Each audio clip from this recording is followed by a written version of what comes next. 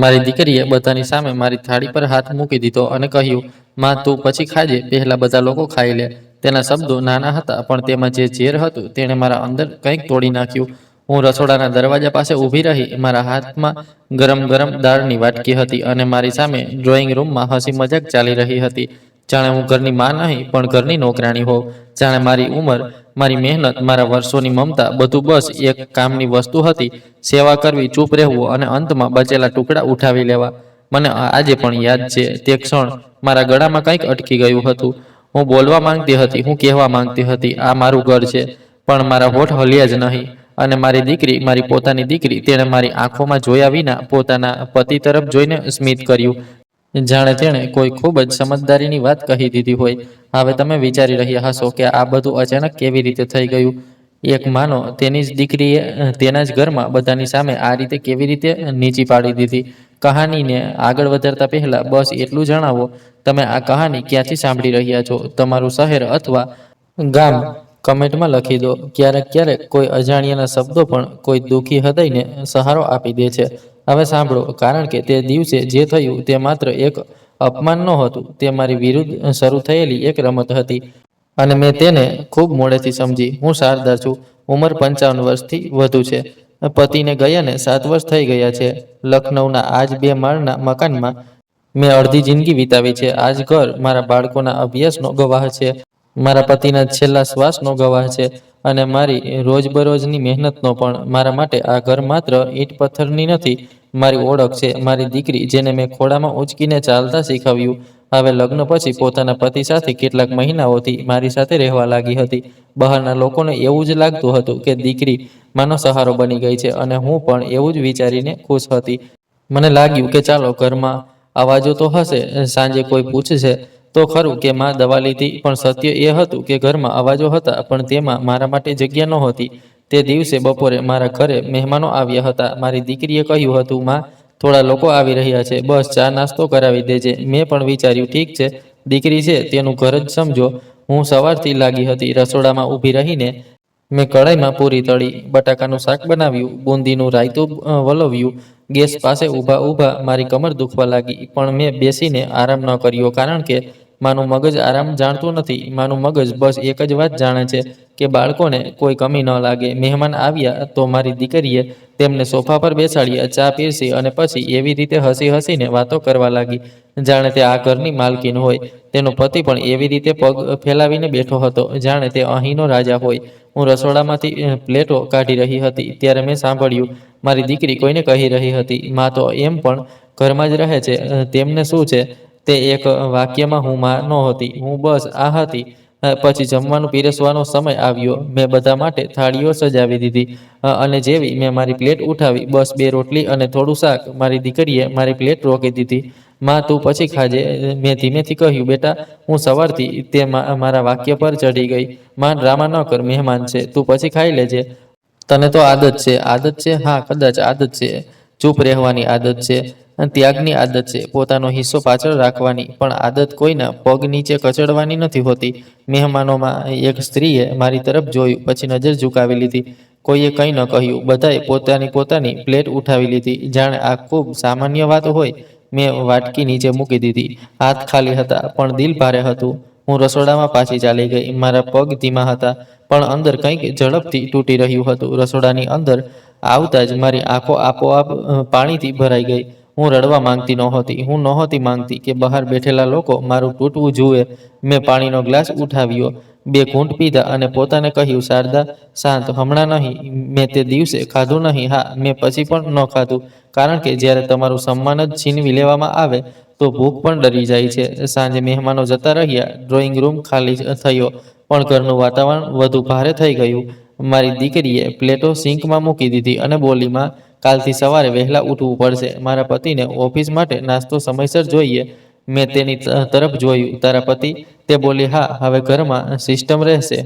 તમે તો ઘરમાં જ રહો છો, થોડું કામ કરી લેશો તો શું થઈ જશે? તેનો પતિ મોબાઈલ જોતો રહ્યો. તેણે એકવાર પણ મારી તરફ જોઈને ન કહ્યું, માજી, તમને તકલીફ તો નહીં પડે? મેં ધીમેથી પૂછ્યું, તમે લોકો ક્યાં સુધી અહીં રહેશો? મારી દીકરીનો ચહેરો બદલાઈ ગયો. માં, તમે ફરી એ જ વાત? હમણાં તો અમે કહ્યું હતું કે અમે તમારું ધ્યાન રાખીશું, તમે અમને કાઢવા માંગો છો? મેં કહ્યું, હું બસ પૂછી રહી છું. તે બોલી, અમે તો અહીં જ રહીશું, તમે એકલા શું કરશો? એમ પણ આ ઘર હવે અમારું જ તો છે. તેણે આ વાત એવી રીતે કહી જાણે તે પાણીનો ઘૂંટ હોય. ખૂબ જ સરળ. મારું દિલ એક સેકન્ડ માટે અટકી ગયું. શું મતલબ અમારું? તે હસી. અરે માં, આટલા વર્ષોથી અમે બધા તમારા જ તો છીએ. અને ઘર પણ ફેમિલીનું જ તો હોય છે. હું સમજી ન શકી કે તેના શબ્દોમાં સત્ય છે કે ચાલ, પણ મને એટલું જરૂર લાગ્યું કે તે કંઈક છુપાવી રહી છે. રાત્રે બધા સૂઈ ગયા. ઘર શાંત હતું, પણ મારી આંખોમાં ઊંઘ નહોતી. હું મારા રૂમમાં ખાટલા પર બેઠી રહી. પંખો ફરી રહ્યો હતો, ઘડિયાળ ટીક ટીક કરી રહી હતી, અને મારા મગજમાં એ જ લાઈન ઘૂમી રહી હતી, હવે અમારું જ તો છે. હું ઉઠી અને કબાટ ખોલ્યો. મારા પતિના ગયા પછી મેં બધા કાગળો એક ફાઇલમાં મૂકી દીધા હતા. મકાનના કાગળો, વીજળી પાણીની રસીદો, બેંકની પાસબુક અને તે નાનો ડાયરીવાળો હિસાબ જે હું પોતે લખતી હતી. મેં ફાઇલ કાઢવા માટે હાથ લંબાવ્યો અને મારો હાથ હવામાં જ રોકાઈ ગયો. ફાઇલ ત્યાં હતી જ નહીં. મેં ફરી જોયું, ત્રીજી વાર જોયું. કબાટના દરેક હિસ્સાને ફંફોડ્યો. મારી આંગળીઓ ધ્રુજવા લાગી. કાગળો નહોતા. મારા પેટમાં જાણે બરફ પડી ગયો. મેં ધીમેથી કબાટની બાકીની વસ્તુઓ કાઢી. જૂની સાડીઓ, શાલ, પૂજાની કિતાબો. ફાઇલ ક્યાંય નહોતી. મને યાદ આવ્યું, થોડા દિવસ પહેલા મારી દીકરીએ કહ્યું હતું, માં, તમારા કાગળો જૂના થઈ ગયા છે, હું વ્યવસ્થિત કરી દઉં છું. અને મેં માની લીધું હતું, કારણ કે માનો ભરોસો હોય છે. અને ભરોસો સૌથી સરળ વસ્તુ છે તોડવા માટે. મેં રૂમનો દરવાજો થોડો ખોલ્યો. બહાર હોલમાં ધીમો અવાજ આવી રહ્યો હતો, જાણે કોઈ ધીમે ધીમે ફોન પર વાત કરી રહ્યું હોય. મેં પગ દબાવીને આગળ વધ્યા. અવાજ મારી દીકરીના રૂમમાંથી આવી રહ્યો હતો. દરવાજો પૂરી રીતે બંધ નહોતો. મેં સાંભળ્યું, હા હા, આવતા અઠવાડિયે થઈ જશે. બસ માને ખબર ન પડવી જોઈએ. અને તે સાઇન મેં કરાવી લીધા હતા. જ્યારે હોસ્પિટલવાળી ફાઇલ પર સાઇન કરાવ્યા હતા, ત્યારે ધ્યાન જ ક્યાં હતું તેમનું? મારો શ્વાસ થંભી ગયો. હોસ્પિટલવાળી ફાઇલ? મને યાદ આવ્યું, 2 મહિના પહેલા મને ચક્કર આવ્યા હતા. ડોક્ટરે કેટલાક રિપોર્ટ્સ લખ્યા હતા. મારી દીકરી મારી સાથે ગઈ હતી. ઘણા કાગળો પર મારા સાઇન થયા હતા. મેં વાંચ્યું પણ નહોતું. મેં બસ વિચાર્યું હતું કે રિપોર્ટના કાગળો હશે. મારી દીકરી આગળ બોલી, હા, તે તો ભાવુક થઈ જાય છે, રડવા લાગશે, કહેશે કે આ મારા પતિની નિશાની છે. એટલે પહેલા કામ થઈ જાય પછી જોઈશું. એમ પણ ઈએમઆઈ તો ચાલી જ રહી છે.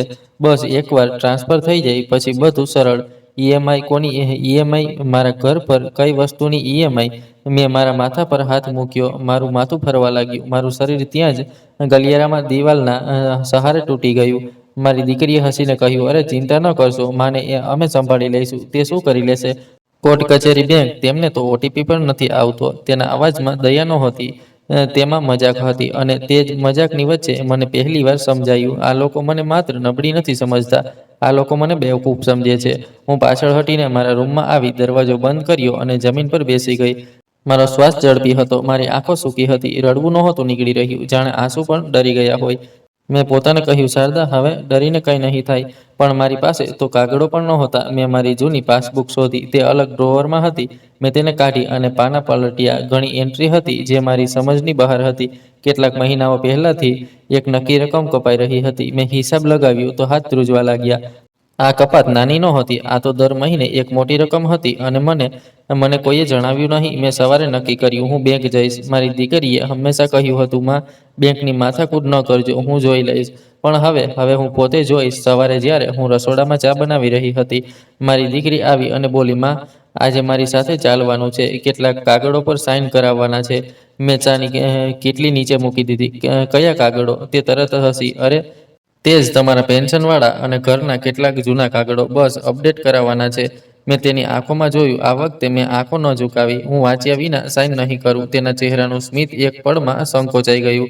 પછી તે બોલી, માં, તમે મારા પર ભરોસો નથી કરતી? મેં શાંત સ્વરમાં કહ્યું, હું હવે ભરોસો કરતા પહેલા સમજવા માંગુ છું. તે ગુસ્સે થઈ ગઈ. ઠીક છે, જેવું તમને ઠીક લાગે. અને તે ગુસ્સામાં રૂમમાં ચાલી ગઈ. મારા હાથમાં ચાનો કપ હતો, પણ મારા દિલમાં આગ હતી. મેં તે જ સમયે બેગ કાઢી. તેમાં પાસબુક, આધાર, પાન કાર્ડ કોપી અને મારી જૂની ડાયરી રાખી. મેં ઘરનો મેઇન ગેટ ખોલ્યો જ હતો કે પાછળથી મારી દીકરીનો અવાજ આવ્યો, માં, તમે ક્યાં જઈ રહ્યા છો? મેં કહ્યું, બેંક. તેનો ચહેરો પીળો પડી ગયો. બસ એક સેકન્ડ માટે અને તે જ એક સેકન્ડે મને જણાવી દીધું કે હું સાચી દિશામાં જઈ રહી છું. હું રસ્તા પર નીકળી, ઓટો રોકી. રસ્તામાં મારું દિલ ખૂબ ઝડપી ધડકી રહ્યું હતું. મારા મગજમાં 100 સવાલો હતા, પણ મેં પોતાની એક વાત પર ટકાવી રાખી. આજે હું સત્ય જાણીને જ રહીશ. બેંકની બહાર પહોંચીને મેં ઊંડો શ્વાસ લીધો. મોટા મોટા કાચ ગાર્ડ, ટોકન મશીન બધું જ મને ડરાવવા લાગ્યું. પણ હું અંદર ચાલી ગઈ. કાઉન્ટર પર એક યુવાન કર્મચારી હતો. મેં ધીમેથી કહ્યું, બેટા, મારી પાસબુકમાં આ કપાત આ કોની છે? તે સ્ક્રીન જોવા લાગ્યો. પછી તેણે મારી તરફ જોયું. તમારા એકાઉન્ટમાંથી તો હોમ લોનનું ઓટો ડેબિટ જઈ રહ્યું છે, મેડમ. મારા કાનોમાં જાણે સીટી વાગી ગઈ. હોમ લોન કોની? તેણે ફરી સ્ક્રીન જોઈ. અકાઉન્ટ લિંક છે અને લોન એકાઉન્ટ તમારા નામ પર. પણ તે વાક્ય પૂરું ન બોલી શક્યો, કારણ કે તે જે પળે બેંકના અંદરના દરવાજામાંથી મારી દીકરી અંદર ઘૂસી આવી. તેના હાથમાં એક ફાઇલ હતી અને તેની આંખોમાં ગભરાટ હતી. તે સીધી મારી તરફ આવી અને ધીમા પણ સખત સ્વરમાં બોલી, માં, તમે અહીં શું કરી રહ્યા છો? અને ત્યારે જ કર્મચારીએ સ્ક્રીન તરફ ઈશારો કરીને કહ્યું, મેડમ, આ દસ્તાવેજ, તમારા સાઇન અને આ power of attorney. Power of attorney. આ શબ્દો મારા પગ નીચેથી જમીન ખેંચી ગયા. મેં દીકરી તરફ જોયું. તેણે પોતાની નજર ચોરી લીધી અને મને તે જ પળે સમજાયું કે જે રમત તે રાત્રે ફોન પર ચાલી રહી હતી, તે માત્ર વાતોની રમત નહોતી, તે કાગળોની રમત હતી. મારા હાથમાં પાસબુક હતી, સામે સ્ક્રીન અને વચ્ચે મારી દીકરીનો ચહેરો, જે હવે દીકરી જેવો નહોતો લાગી રહ્યો. મેં ધ્રુજતા અવાજે બસ એટલું પૂછ્યું, તે મારી સાથે શું કર્યું છે? અને મારી દીકરીએ હોઠ દબાવીને કહ્યું, માં, અહીં તમાશો ન બનાવશો, ઘરે ચાલો. પણ હું ઘરે ચાલીને શું કરતી, જ્યારે ઘર જ કદાચ મારું નહોતું રહ્યું? અને આ જ સવાલ સાથે મારી સામે કર્મચારીએ એક ફોર્મ મારી તરફ વધાર્યું, જેના પર મારા નામ નીચે તે જ સાઇન હતા જે મેં વાંચ્યા વિના કરી દીધા હતા. મેં કાગળ પર નજર નાખી અને મારી આંખો ત્યાં જ જામી ગઈ, કારણ કે આગલી લાઇનમાં સ્પષ્ટ લખ્યું હતું કે ઘરના અધિકારો કોના નામે થવાના છે અને મારા હિસ્સામાં શું બચશે. મારી આંખો તે કાગળ પર અટકી ગઈ. મારા હાથ ધ્રુજી રહ્યા હતા, પણ મેં કાગળ છોડ્યો નહીં. હું જાણતી હતી કે જો મેં તે પળે ડરીને પાછળ હટી ગઈ, તો આ લોકો હંમેશા માટે મને અંધારામાં રાખી દેશે. મારી દીકરીનો ચહેરો સામે હતો, ગુસ્સાથી લાલ પણ અંદરથી ગભરાયેલો. તેનો પતિ પણ પાછળ પાછળ બેંકમાં ઘૂસી આવ્યો હતો, જાણે તેને પહેલાથી ખબર હોય કે આજે કાબૂ કરવો પડશે. માં, ચાલો, મારી દીકરીએ ફરી કહ્યું. આ વખતે તેના અવાજમાં આદેશ હતો, પ્રેમ નહીં. ઘરે ચાલીને વાત કરીશું. મેં પહેલીવાર તેના આદેશનું પાલન ન કર્યું. મેં ધીમેથી બેંકવાળા છોકરાને કહ્યું, બેટા, મારે મેનેજરને મળવું છે. મારી દીકરી વચ્ચે કૂદી પડી, હા, આમને કંઈ સમજાતું નથી. તમે મને આપી દો, હું જોઈ લઈશ. મેં તરત જ બોલ્યું, નહીં, મારા કાગળો મારી સામે ખુલશે. જે પણ વાત હશે મારી સામે હશે. તે છોકરો એક પળ માટે રોકાયો. પછી તેણે શાંતિથી કહ્યું, મેડમ, તમે બેસો, હું સિનિયર કાઉન્ટર પર બોલી દઉં છું.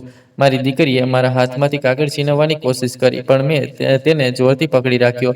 મેં બૂમ પાડ્યા વિના બસ એટલું કહ્યું, મારા હાથમાંથી ન ખેંચ, હું તારી માં છું. તેના ચહેરા પર એક સેકન્ડ માટે શરમની છાયા આવી, પછી તરત જ ગાયબ થઈ ગઈ. તેનો પતિ ધીમેથી બોલ્યો, જુઓ, અહીં તમાશો ન કરો, બેંકમાં ઇજ્જત રહે છે. મેં તેની તરફ જોયું. ઇજ્જત? તમે લોકોએ મારા ઘરમાં મારી ઇજ્જત રાખી. તે ચૂપ થઈ ગયો. થોડીવાર પછી એક મહિલા મેનેજર આવી. તેમનો ચહેરો સખત હતો, પણ અવાજમાં વ્યવસાયિક નરમાઈ હતી. મેડમ, તમે જણાવો, સમસ્યા શું છે? મારી દીકરી આગળ વધી. મેમ, આ મેનેજરે હાથ ઊંચો કરીને તેને રોકી દીધી. મેડમ, અકાઉન્ટ હોલ્ડર સાથે વાત થશે. તમે જો સાથે છો તો બેસો. મારી દીકરીનું મોઢું બની ગયું. તેણે ખુરશી ખેંચીને એવી રીતે બેઠી જાણે બેંક તેની જ જાગીર હોય. મેં પાસબુક આગળ મૂકી દીધી. મારા ખાતામાંથી દર મહિને પૈસા કપાઈ રહ્યા છે. મેં કોઈ લોન નથી લીધી. અને આ જે કાગળ તમે બતાવ્યો, તેમાં પાવર ઓફ અટર્ની લખ્યું છે. મેં આવું કંઈ નથી કર્યું. મેનેજરે કોમ્પ્યુટર પર મારી ડિટેલ ખોલી. પછી કેટલીક સેકન્ડ સ્ક્રીન જોતી રહી. તેમના ચહેરાનો રંગ હળવો બદલાઈ ગયો. મેડમ, તેમણે સાવધાનીથી કહ્યું, તમારા એકાઉન્ટમાંથી એક લોનનું ઓટો ડેબિટ ચાલી રહ્યું છે અને રેકોર્ડમાં એક ઓથોરિટી ડોક્યુમેન્ટ પણ છે જેમાં તમારી દીકરીનું નામ છે. મારી દીકરીએ તરત કહ્યું, મેમ, બધું સાચું છે. માં ભૂલી જાય છે. તેમણે જ કહ્યું હતું. મેં તેના વાક્યની વચ્ચે કહ્યું, હું ભૂલતી નથી, હું ભરોસો કરતી હતી. મેનેજરે મારી તરફ જોયું. મેડમ, તમે ઈચ્છો તો હમણાં જ અમે તમને ડોક્યુમેન્ટની કોપી આપી શકીએ છીએ, પણ તેના માટે તમારે એક રિક્વેસ્ટ ફોર્મ ભરવું પડશે અને એ પણ જણાવવું પડશે કે તમે શું કરવા માંગો છો. મેં પૂછ્યું, હું શું કરી શકું છું? તેમણે સીધો જવાબ ન આપ્યો, પણ સંકેત સ્પષ્ટ હતો. જો તમને લાગે છે કે આ પરવાનગી ખોટી રીતે લેવામાં આવી છે, તો તમે તેને રદ કરાવવા માટે કાયદાકીય પ્રક્રિયા કરી શકો છો. બેંકમાં પણ તમે એક લેખિત ફરિયાદ નોંધાવી શકો છો. અને જ્યાં સુધી મામલો સ્પષ્ટ ન થાય, તમે તમારા એકાઉન્ટમાંથી કેટલીક સુવિધાઓ રોકવાની વિનંતી કરી શકો છો. મારા અંદર જે ડર હતો તે હવે ધીમે ધીમે ગુસ્સામાં બદલાઈ રહ્યો હતો. મેં કહ્યું, મને કોપી આપો અને જે કપાત છે તેને હમણાં રોકી શકાય છે. મેનેજરે કહ્યું, લોનનું ઓટો ડેબિટ તરત રોકવું સરળ નથી હોતું, પણ અમે સ્ટોપ ઇન્સ્ટ્રક્શન ડિસ્પ્યુટની પ્રક્રિયા શરૂ કરી શકીએ છીએ. સાથે જ તમે એકાઉન્ટમાં એલર્ટ એક્ટિવ કરાવી શકો છો, જેથી કોઈ ટ્રાન્ઝેક્શન થાય તો તમને તરત ખબર પડે. મારી દીકરીએ દાંત પીસીને કહ્યું, માં, આ બધું કેમ કરી રહ્યા છો? અમારે પણ તો જોવાનું છે. અમે તમારું ધ્યાન રાખીએ છીએ. મેં ધીમેથી પૂછ્યું, ધ્યાન રાખો છો કે નિયંત્રણ? તેના પતિએ ટેબલ પર આંગળી મારી, જુઓ, આ ઘરનો મામલો છે, બેંકમાં ડ્રામા ન કરો. મેનેજરે શક્તિથી કહ્યું, સર, અહીં ડ્રામા નથી થતો. અહીં ગ્રાહકનો અધિકાર હોય છે. મેં તે પળે અનુભવ્યું કે જ્યારે તમે પોતે પોતાના માટે ઊભા થાઓ છો તો દુનિયાનું વર્તન બદલાવા લાગે છે. મેનેજરે મને ફોર્મ આપ્યું. મેં મારા હાથે ભર્યું. ધીમે ધીમે અક્ષર સાફ કરીને મારી દીકરી વારંવાર વચ્ચે જોતી, જાણે તે ઈચ્છતી હોય કે હું કોઈ ભૂલ કરી દઉં. ફોર્મ જમા કરતી વખતે મેનેજરે કહ્યું, મેડમ, એક વાત વધુ, આ પાવર ઓફ એટર્ની જો ખરેખર છે તો તેનો એક રજિસ્ટ્રેશન રેકોર્ડ પણ હોય છે. તમારે તેની કોપી અને રજિસ્ટ્રાર ઓફિસની ડિટેલ પણ જાણવી પડશે. રજિસ્ટ્રાર ઓફિસ એટલે મામલો માત્ર બેંક સુધી નહોતો. મેં પૂછ્યું, અને તે ઘર? મેનેજરે એક સેકન્ડ રોકાઈને કહ્યું, મેડમ, બેંક રેકોર્ડમાં એક પ્રોપર્ટી લિંક દેખાઈ રહી છે, પણ આ બેંક શું શું જોઈ શકે તેની સીમા હોય છે. તમે વકીલને મળો. તરત મારી દીકરીએ આંખો ફેરવી લીધી. વકીલ? વકીલ? કોર્ટ કચેરી? માં, તમે સિરિયસલી જેમ વાત કરી રહ્યા છો? મેં તે દિવસે પહેલીવાર મારી દીકરીને એવી જોઈ જાણે તે મારી દીકરી નહીં, કોઈ બીજી હોય. હું બેંકમાંથી બહાર નીકળી તો તડકો તેજ હતો, પણ મને ઠંડી લાગી રહી હતી. મારા હાથમાં ડોક્યુમેન્ટની કોપી હતી. તેમાં કેટલીક લાઈનો હતી જે મને સ્પષ્ટ સમજાઈ ગઈ. મારી દીકરીને અધિકૃત બનાવવામાં આવી હતી, અને જે દિવસના સાઇન હતા તે જ હોસ્પિટલવાળો દિવસ. મારી દીકરીએ મારી કાંડા પકડી લીધી. માં, ઘરે ચાલો. મેં મારો હાથ જોડાવ્યો. મારે ક્યાં બીજે જવાનું છે? ક્યાં? વકીલ પાસે. તેનો પતિ હસી પડ્યો. તમને કયો વકીલ મળશે અને તમે કરી પણ શું લેશો? મેં શાંત સ્વરમાં કહ્યું, હું માં છું અને આ મારું ઘર છે. હું એટલું તો કરી જ લઈશ કે સત્ય બહાર આવે. તે બંને મારા પાછળ પાછળ ચાલવા લાગ્યા. હું ઓટોમાં બેઠી તો મારી દીકરીએ પણ બેસવાની કોશિશ કરી. મેં ડ્રાઈવરને કહ્યું, ભૈયા, આ મારા સાથે નહીં આવે. ડ્રાઈવરે મારી તરફ જોયું, પછી મારી દીકરી તરફ. મારા ચહેરા પર ડર હતો, પણ મારા અવાજમાં દ્રઢતા હતી. તે સમજી ગયો. તેણે કહ્યું, મેડમ, ક્યાં ચાલવું છે? મારી દીકરી ચીસો પાડી, માં, તમે શું કરી રહ્યા છો? મેં બસ એટલું કહ્યું. આજે પહેલીવાર હું મારા માટે કરી રહી છું. ઓટો આગળ વધી ગયું. પાછળ રસ્તા પર મારી દીકરી અને જમાઈનો ચહેરો નાનો થતો ગયો, પણ તેમની નારાજગી મોટી થતી જઈ રહી હતી. હું સીધી જૂની ઓળખાણવાળા વકીલની ઓફિસે ગઈ. શર્માજી મારા પતિ જે જીવતા હતા ત્યારે ક્યારેક એકવાર તેમની સલાહ લીધી હતી. નાની ઓફિસ, ઉપર પંખો, સામે જૂની ફાઇલોનો ઢગલો. હું અંદર પહોંચી તો શર્માજીએ ચશ્મા ઠીક કર્યા.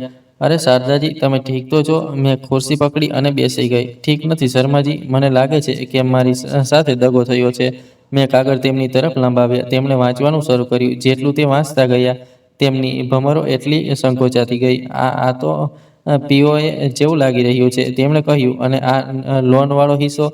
આનો મતલબ તમે કોઈને કોઈ રીતે પરવાનગી આપી છે, અથવા તમને એવા સાઇન કરાવવામાં આવ્યા છે જેનો ઉપયોગ હવે બીજા કામમાં થયો. મેં ડરતા ડરતા પૂછ્યું, હવે શું થશે? તેમણે સ્પષ્ટ કહ્યું, પહેલાં તો તમે ગભરાશો નહીં. બીજું, તમે આજથી કોઈ પણ કાગળ વાંચ્યા વિના સાઇન નહીં કરશો. ત્રીજું, જો પીઓએ માન્ય છે પણ તો તેને રદ કરાવી શકાય છે, અને જો દગાથી થયું છે તો ફરિયાદ અને કેસ બંને છે. મેં પૂછ્યું, પણ હું એકલી છું. તે બે છે, અને ઘરમાં પણ તે જ રહે છે. શર્માજીએ મારી તરફ જોઈને કહ્યું, શારદાજી, એકલતા નબળાઈ નથી. તમારું નામ, તમારો અધિકાર, તમે તમારા દસ્તાવેજો, તમારી તાકાત છે. બસ હવે તમારે બધું જ રેકોર્ડમાં કરવું પડશે. રેકોર્ડ, આ શબ્દ મારા માટે નવો નહોતો, પણ હવે તેનો મતલબ ખૂબ મોટો હતો. શર્માજી બોલ્યા, સૌથી પહેલા તમે પુરાવા ભેગા કરો. બેંકમાંથી સ્ટેટમેન્ટ, લોનની કોપી અને પીઓએ ની રજિસ્ટ્રીની કોપી. બીજું, તમે ઘરના કાગળની પ્રમાણિત કોપી રજિસ્ટ્રાર ઓફિસમાંથી કઢાવો. અમારે જોવું પડશે કે ક્યાં કોઈ ટ્રાન્સફર ડીડ કે માર્ગેજ તો નથી થયું. મેં શ્વાસ ખેંચીને પૂછ્યું, અને જો થઈ ગયું હોય તો? શર્માજીએ મારી આંખોમાં જોઈને કહ્યું, તો પછી લડાઈ લાંબી થશે, પણ અશક્ય નહીં. મેં ધીમેથી કહ્યું, હું લડીશ. શર્માજીએ એક કાગળ કાઢ્યો. હું એક નોટિસનો ડ્રાફ્ટ બનાવું છું. હમણાં નહીં મોકલીએ, પહેલાં બધું સાફ કરીશું. પણ એક કામ તમે આજે જ કરો. શું? તમે ઘરે જઈને તમારા બધા જરૂરી કાગળો અને ઘરેણાં જે પણ છે સુરક્ષિત કરો, અને તમારા બેંક એકાઉન્ટનો મોબાઈલ નંબર માત્ર તમારા નામ પર રાખો. ઓટીપી તમારી પરવાનગી વિના કોઈની પાસે ન હોવો જોઈએ. ઓટીપી? મને યાદ આવ્યું. મારી દીકરી હંમેશા કહેતી હતી, માં, ફોન મને આપી દો, હું જોઈ લઉં છું. શર્માજીએ મારી ખચકાહટ સમજી લીધી. તેમણે ધીમેથી કહ્યું, આ શીખ માત્ર તમારા માટે નથી, શારદાજી. ઘણા વૃદ્ધો પ્રેમમાં પોતાનો અધિકાર આપી દે છે, પણ અધિકાર આપવા અને પોતાને ખાલી કરી દેવામાં ફરક હોય છે. મેં માથું હલાવ્યું. મારા અંદર કંઈક મજબૂત થતું જઈ રહ્યું હતું. ઓફિસમાંથી બહાર નીકળી તો મારી દીકરીના સતત કોલ આવી રહ્યા હતા. મેં એક પણ ન ઉઠાવ્યો. પહેલી વાર ઘરે પહોંચી તો મુખ્ય દરવાજા પર મારી દીકરી ઊભી હતી.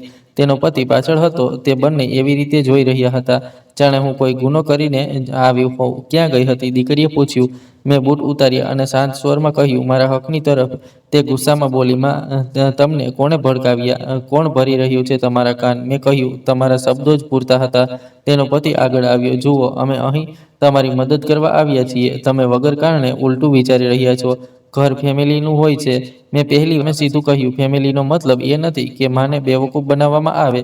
મારી દીકરીના ચહેરા પર ગુસ્સો ફૂટી નીકળ્યો. તમને શું લાગે છે તમે અમને રસ્તા પર ફેંકી દેશો? મેં કહ્યું, મને એ પણ ખબર નથી કે મને કોણ રસ્તા પર ફેંકાવાની તૈયારી કરી લીધી છે. તે પળભર માટે ચૂપ થઈ. પછી બોલી, શું બોલી રહ્યા છો તમે? મેં કહ્યું, પીઓએ શું છે? મને હવે ખબર પડી ગઈ. તેનો ચહેરો પથ્થર જેવો થઈ ગયો. તેણે ધીમેથી કહ્યું, માં, તમે સમજી નથી રહ્યા. આ બધું તમારા ભલા માટે હતું. મેં પૂછ્યું, મારા ભલા માટે? ઘર મારા નામ પરથી હટાવવાની તૈયારી? તે ચીસો પાડી. કોણ કહી રહ્યું છે આ? શર્મા, કોઈ ત્રીજો. મેં કહ્યું, કોઈ ત્રીજાએ નહીં, તમારી ગભરાહટે. હવે તેના પતિએ સખત સ્વરમાં કહ્યું, ઠીક છે, જો તમને અમારા પર ભરોસો નથી તો અમે પણ અહીં નહીં રહીએ. પણ યાદ રાખજો, જે પણ થશે તમે જ જવાબદાર હશો. આ ધમકી હતી, પણ તેમાં એક ચાલ હતી.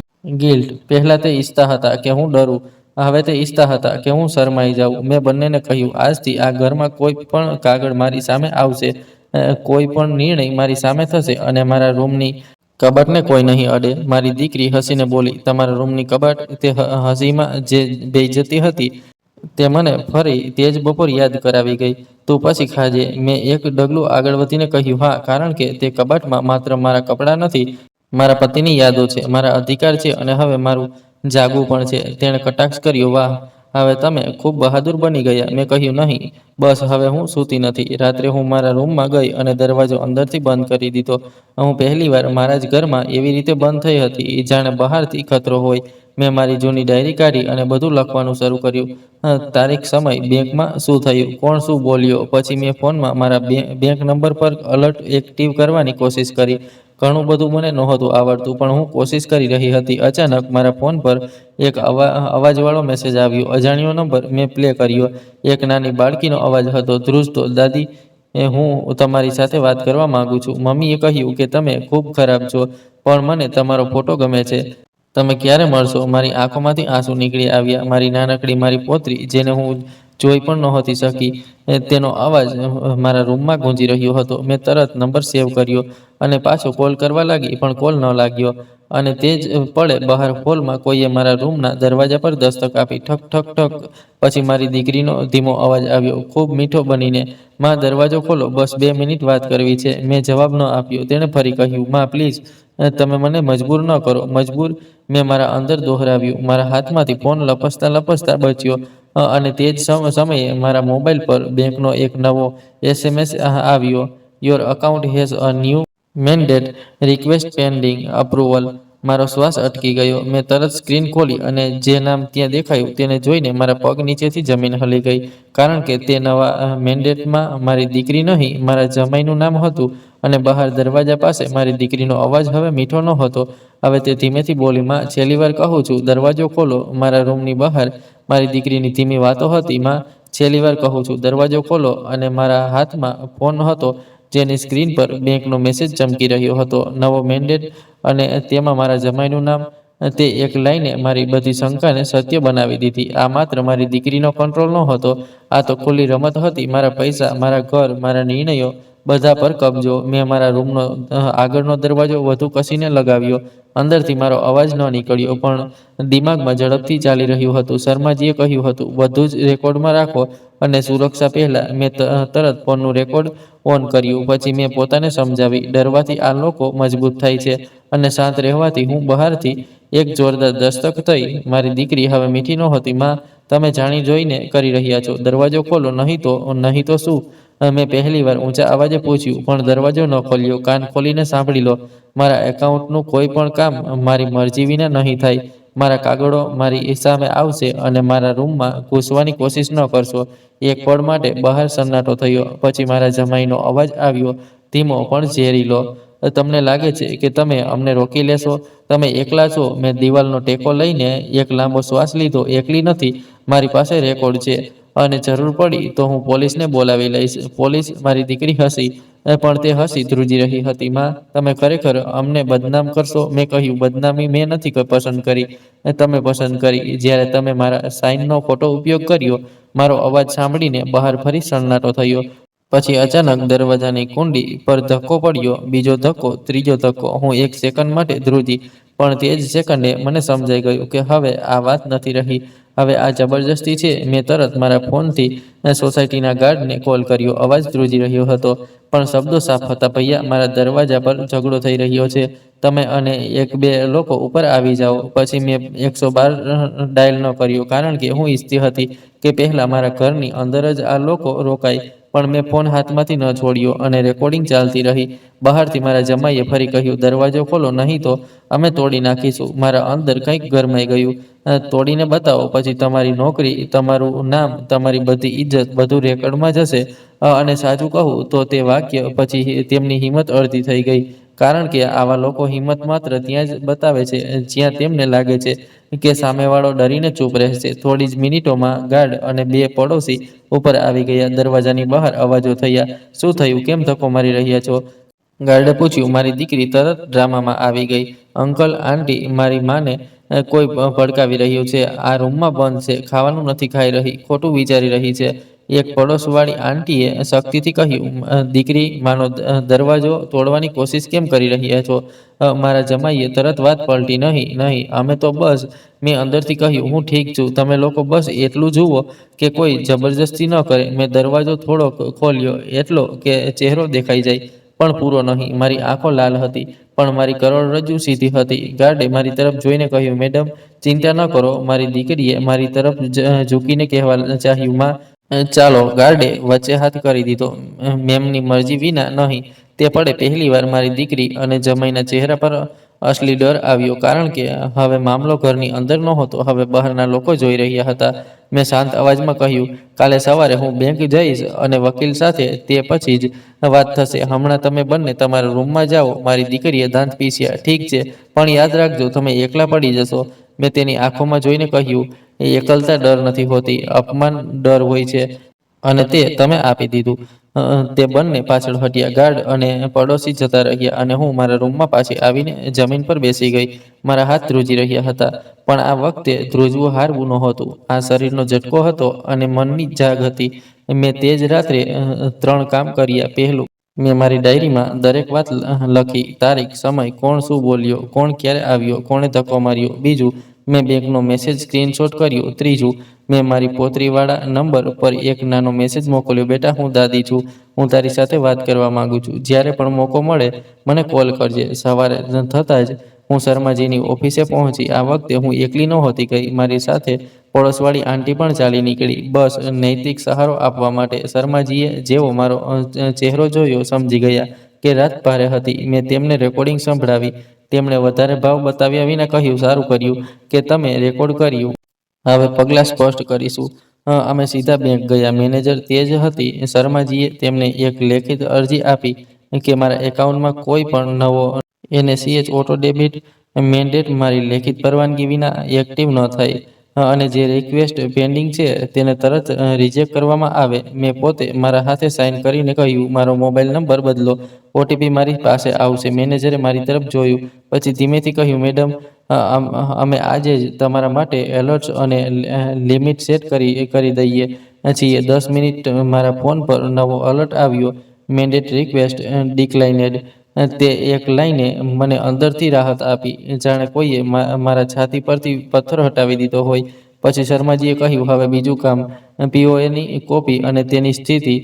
અમે રજિસ્ટ્રાર ઓફિસ નહીં દોડ્યા, કારણ કે ત્યાંનું કામ ધીમે ચાલે છે. શર્માજીએ સ્પષ્ટ કહ્યું હતું, પહેલા કોપી કઢાવો, પછી રદ કરવાની પ્રક્રિયા.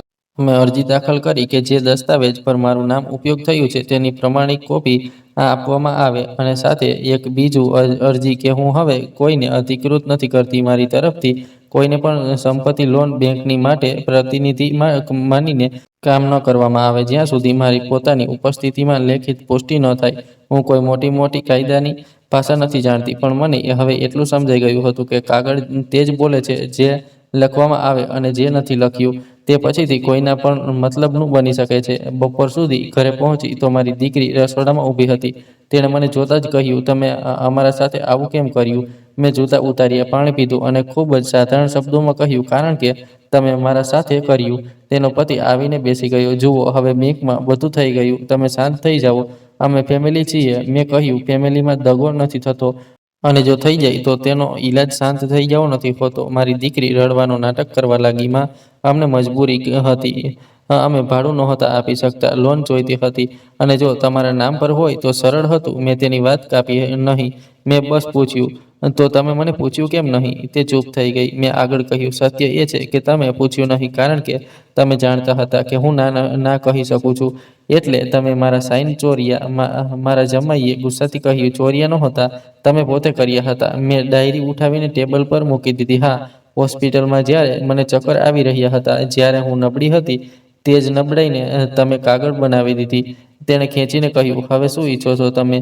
આમને ઘરમાંથી કાઢી મૂકશો? મેં ખૂબ શાંત થઈને કહ્યું, હું વિકલ્પ આપી રહી છું. મારી દીકરીએ તડપીને પૂછ્યું, ક્યાં? મેં કહ્યું, પહેલો, તમે બંને આ ઘરમાં રહી શકો છો, પણ મારી શરતો પર. કોઈ પણ બેન્કિંગ કામ મારી હાજરીમાં, કોઈ પણ દસ્તાવેજ મારા વાંચ્યા વિના નહીં, મારા રૂમની કબાટને કોઈ હાથ નહીં અડકે અને દર મહિને ઘરનો ખર્ચ તમે લોકો લેખિતમાં આપશો, જેથી હિસાબ સાફ રહે. જમાઈએ કટાક્ષ કર્યો. અને બીજો? મેં તેમની આંખોમાં જોતા કહ્યું, બીજો, તમે બંને 1 મહિનાની અંદર આ ઘર છોડી દેશો અને જે પણ ખોટો મેન્ડેટ લોન કે કાગળ થયો છે તેની જવાબદારી તમે લોકો લેશો. જો તમે ફરી પણ ચાલી તો હું ફરિયાદ નોંધાવીશ. મારી દીકરીના ચહેરા પર ગુસ્સો અને ડર એક સાથે આવ્યા. તમે અમને ધમકાવી રહ્યા છો? મેં કહ્યું, ધમકી તે હોય છે જેમાં જૂઠ હોય. આ ચેતવણી છે જેમાં સત્ય છે. તેના પતિએ મેજ પર હાથ માર્યો. તમે એકલા શું કરી લેશો? Court, police. મેં મારો ફોન ઉઠાવ્યો, રેકોર્ડિંગની ફાઇલ ખોલીને 1 સેકન્ડ માટે પ્લે કર્યું. તે જ હિસ્સો, દરવાજો ખોલો નહીં તો તોડી નાખીશું. અને પછી બંધ કરી દીધું. મેં કહ્યું, હું એકલી નથી, મારી પાસે પુરાવા છે. તે બંને એકબીજાને જોવા લાગ્યા. પહેલીવાર તેમને સમજાઈ ગયું કે હું માત્ર માં નહીં, હું હવે એક જાગૃત વ્યક્તિ છું. તે સાંજે શર્માજીએ તેમની તરફ એક કાયદાકીય નોટિસ તૈયાર કરી, ખૂબ સામાન્ય ભાષામાં પણ સખત, કે મારા નામ અને મારી સહમતિ વિના કોઈ પણ નાણાકીય સંપત્તિ સંબંધિત પગલું ગેરકાનૂની માનવામાં આવશે અને ઘરમાં મારા શાંતિપૂર્ણ અધિકારને બાધિત કરવામાં આવ્યો તો કાર્યવાહી થશે. નોટિસ જોઈને મારી દીકરીની આંખો ભરાઈ આવી. કદાચ આ વખતે નાટક નહોતો. કદાચ તેને પહેલીવાર લાગ્યું કે તેણે હદ પાર કરી છે. તે રાત મારા માટે સૌથી કઠિન હતી કારણ કે માનું દિલ સરળતાથી કઠોર નથી થતું. મારા અંદર હજી પણ એક હિસ્સો હતો જે કહી રહ્યો હતો કે દીકરી છે, સંભાળી જશે. અને બીજો હિસ્સો કહી રહ્યો હતો કે જો આજે ઢીલ આપી તો કાલે તારું નામ મટી જશે. બીજા દિવસે બપોરે મારા ફોન પર તે જ નાનો અવાજ આવ્યો. મારી પૌત્રીનો. આ વખતે વિડીયો કોલ હતો. સ્ક્રીન પર નાનકડી બાળકી, 2 ચોટલીઓ, મોટી મોટી આંખો. તે મને જોઈને સ્મિત કરી. દાદી, તમે ખરેખર દાદી છો. મેં હસવાની કોશિશ કરી અને મારો અવાજ ભરાઈ આવ્યો. હા બેટા, હું જ છું. પાછળથી મારી દીકરીનો અવાજ આવ્યો, ધીમો અને સખત, જલ્દી બોલ, બસ 2 મિનિટ. મારી પૌત્રીએ તરત કહ્યું, મમ્મી ચૂપ, મારે દાદી સાથે વાત કરવી છે. મેં તે નાનકડી બાળકીમાં મારી હિંમત જોઈ અને તે જ પળે મેં નિર્ણય કર્યો, હું બદલો લઈશ પણ બાળકીને વચ્ચે નહીં ફસાવું. મેં પૌત્રીને કહ્યું, બેટા, હું તને મળીશ, પણ તારે એક વાત યાદ રાખવાની છે. કોઈને પણ, ભલે તે પોતાના જ કેમ ન હોય, તારા મન અને તારા હકને દબાવવા ન દેતી. તે સ્મિત કરી. હું તમને ગુલાબ આપીશ. મારી આંખોમાંથી આંસુ પડી ગયું. હું રાખીશ તારા આપેલ ગુલાબ પણ અને તારો ભરોસો પણ. કોલ ખતમ થતાં જ મારી દીકરી રૂમમાં આવી. તેની આંખો સૂજેલી હતી. માં, હું ખોટી હતી. મેં કહ્યું, ખોટા હોવું ઇન્સાનિયત છે, પણ ભૂલને છુપાવીને માની પીઠ પર ચડીને આગળ વધવું આ ક્રૂરતા છે. તે રડી પડી. હું ડરી ગઈ હતી. લગ્ન પછી જવાબદારીઓ અને મેં તેને રડવા દીધું. પછી કહ્યું, ડર બધાને લાગે છે, પણ ડરમાં પણ ઇજ્જત નથી ગુમાવાતી. તેના પતિએ પાછળથી કહ્યું, ઠીક છે, અમે ચાલ્યા જઈશું. મેં તેમની તરફ જોયું. આ ગુસ્સામાં કહેલું વાક્ય ન હોવું જોઈએ, આ નિર્ણય હોવો જોઈએ. 3 દિવસ પછી મારા ઘરમાં પરિવારના 2 વડીલો આવ્યા. મારા ભાઈ અને મારી ભાભી શર્માજી પણ બેઠા. મેં બધી વાતો તેમની સામે રાખી દીધી. દસ્તાવેજોની કોપી, બેંકના મેસેજ અને રેકોર્ડિંગનો નાનો હિસ્સો. મારી દીકરીનો ચહેરો નીચો હતો. જમાઈ ચૂપ હતો. મારા ભાઈએ પહેલીવાર ગુસ્સામાં કહ્યું, "મા સાથે આ કર્યું છે?" શરમ ન આવી. મારી દીકરી ખૂબ રડી. જમાઈએ બસ એટલું કહ્યું, "ભૂલ થઈ ગઈ." મેં તે ભૂલ થઈ ગઈને ત્યાં જ ખતમ કરી દીધું. ભૂલ નાની વસ્તુ હોય છે, આ તો યોજના હતી. પછી મેં મારા શબ્દો ખૂબ સાફ રાખ્યા. મારી શરતો લખી દો. શર્માજીએ લખ્યું, "1. તે બંને એક નક્કી સમયમાં ઘર ખાલી કરશે. 2. મારા એકાઉન્ટ સાથે જોડાયેલી કોઈ પણ મેન્ડેટ રિક્વેસ્ટ નાખવામાં નહીં આવે. 3. મારા નામ પર કોઈ નવી લોન ગીરવે કાગળ નહીં હોય. 4. જો પૌત્રી સાથે મારો સંપર્ક રોકવામાં આવ્યો તો તેને દબાણ માનવામાં આવશે." મારી દીકરીએ ધ્રુજતા હાથે સાઇન કર્યું. જમાઈએ પણ.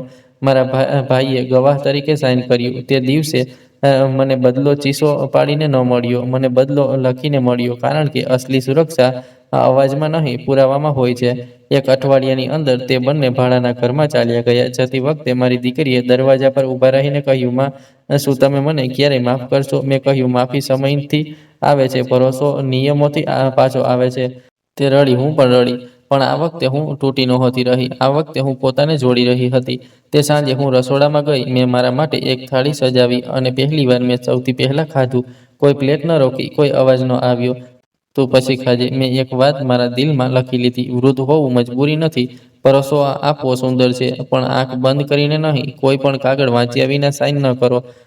ઓટીપી કોઈને ન આપો. બેંક એલર્ટ ચાલુ રાખો. અને સૌથી જરૂરી, તમારા ઘરમાં તમારી ઇજ્જતની ખુરશી ક્યારેય કોઈ બીજાને ન આપી દેજો.